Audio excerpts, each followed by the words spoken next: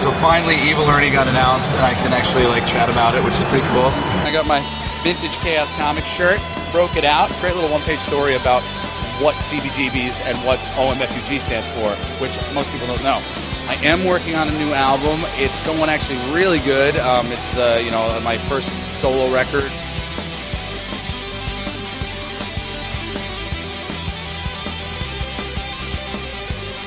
I'm actually doing the world building for the new Chaos, universe, which is an odd thing because Lady Death is not part of the universe anymore because Polito retained the rights to Lady Death, but unfortunately kind of lost the rights to the Chaos characters, and they've now ended up at Dynamite.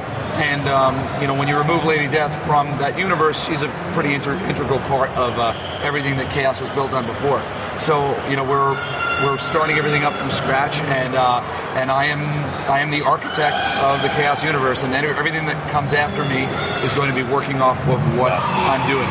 So it's a lot of pressure because if I fail, it's all on me.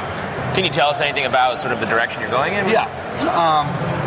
The basic premise, overarching premise of the entire universe is, the good die young, and everybody knows that. And I heard somebody once said, told a little girl that angel needed, that heaven needed another angel, and that's the truth in the Evil Ernie universe.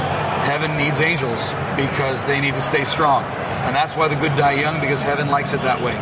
And it's kind of an unfortunate thing, the good die young because that's good for heaven. And what's good for heaven is bad for hell. And hell wants to change that, and Evil Ernie is step one in tipping the tide back the other way.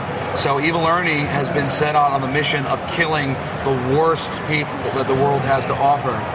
And once he hits 1 million, which is a megadeth, hell will have enough, have imbalanced the scales enough to overcome heaven and, bring about Armageddon. You had mentioned trades coming out. Let's go through the trades that are available that people can pick up. My old school trades, I got, Dead Romeo's out, and the first 2 trades of Toy Story have been out for a while, and my Muppet Snow White. But I just got the last trade of Toy Story, the Last Ark Toy Overboard, which I think is out in like a month or out in a couple weeks, and then actually a trade that I have a really small story in, but a trade for CBGB's anthology, which I wrote a 1-page story that is the first story in the book. So it's like awesome. Like you pick up the trade and there it is, 1 page, and it's me. Proud to be one of the last people who got to play at CBGB's before it got shut down. So I got to play there once or twice before they closed. And speaking of music, a new album you're working on. How's that going?